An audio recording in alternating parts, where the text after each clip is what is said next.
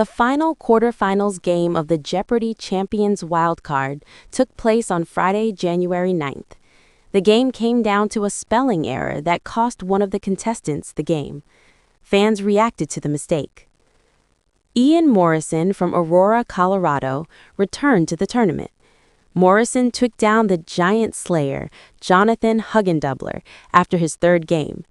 Morrison ended with a one-day total of $22,009 after being defeated by Paulo Pascoe. Morrison faced off against Ryan Sharp from Oakville, Ontario, Canada. He clinched the final second-chance tournament spot, and James Corson, a two-game champion from Frederick, Maryland, who took home $70,000 in March. Morrison, an airline ramp agent, found the daily double on Clue 4. He had $800 in his bank but wagered the allotted $1,000 in biblical language. The clue read, "An Israelite military leader lends his name to this species of yucca." He answered, "What is Gideon?" incorrectly. Morrison dropped down to negative $200. The correct response was the Joshua tree. He quickly got out of the hole by the first commercial break. Corson, a nuclear engineer, also got on the board and surpassed Morrison. By the end of the round, Sharp, a recent graduate, led with $6,400. Corson was in second place with $4,200. Morrison had $3,600. In Double Jeopardy, Sharp maintained the lead when he answered the first two clues of the round correctly. He then found the first DD on Clue 3. With $9,200 in his bank, he wagered $6,174.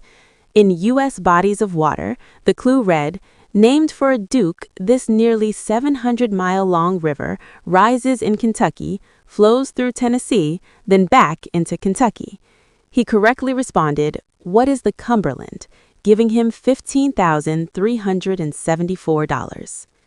He also found the last DD on Clue 10. Sharp had $18,794 and wagered $2,048 in They Call Me Mellow Yellow. The clue read, "At the turn of the 20th century, Joseph Pulitzer's New York World and this publisher's New York Journal spread lurid yellow journalism." He correctly responded with, "Who is William Randolph Hearst?" This gave him a new total of $21,022. While Morrison and Corson got a few clues right, they couldn't quite catch up to Sharp. He ended the round with $24,222. Corson had $11,000. Morrison was in third place with $8,800. Final Jeopardy was where it all went wrong for Corson, who had the chance to take the lead. The category for Final Jeopardy was Notable Americans. The clue was, known in Mexican history as the sale of the Mesilla Valley, the 30,000-square-mile deal was negotiated by this U.S. diplomat.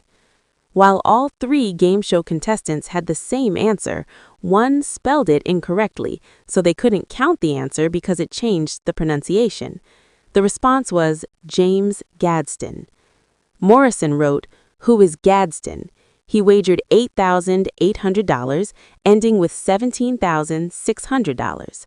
Sharp had the same response. He wagered $1,729, ending him with $25,951.